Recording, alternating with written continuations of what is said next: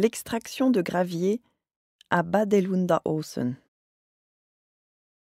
L'esker Badelunda-Åsen serpente à travers l'ancienne paroisse de Badelunda dans la direction nord-sud, traverse l'île de Björnön pour ensuite traverser le lac Mälaren dans son cheminement vers Nyköping.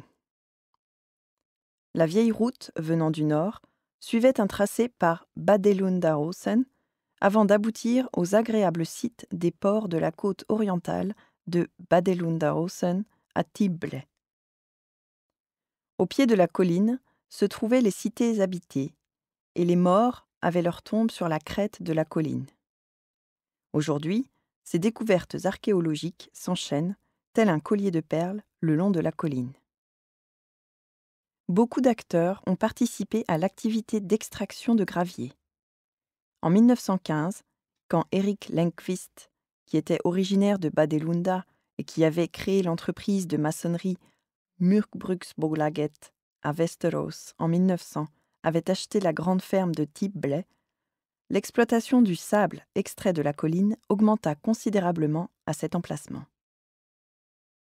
En 1914, la ville de Västerås avait racheté la ferme Malma. La raison en était que la ville voulait y établir un élevage de cochons, mais une autre raison d'importance était naturellement qu'on voulait avoir accès au sable de Badelunda-Åsen. Après la mort d'Erik Lennqvist en 1941, l'ingénieur David Sjölander a racheté Murkbruksbolaget et la grande ferme de Tibble.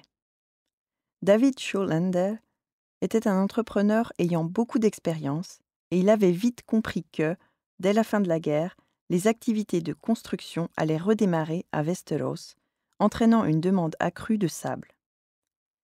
Il possédait une grande partie de Badelunda-Åsen, à l'endroit où la route de Stockholm la traversait, et cette partie était riche en gravier et en sable.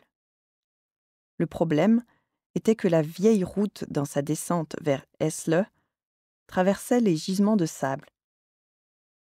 David Sjölander écrivit alors une lettre à l'administrateur général du patrimoine national, lui proposant de réorienter la vieille route en lui faisant longer la colline jusqu'à la route de Stockholm.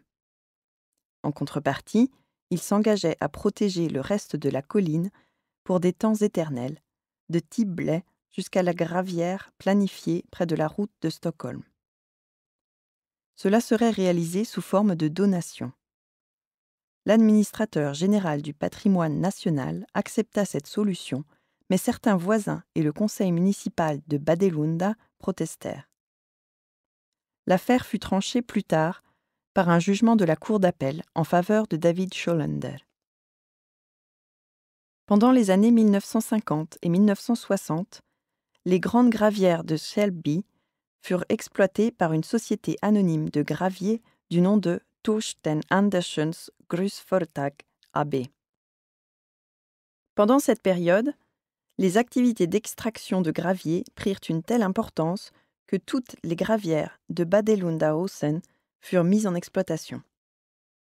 L'administration des ponts et chaussées avait initié son activité en 1937 à Anundshög, à bonne distance de l'ensemble des carrières de gravier de Badelunda-Åsen.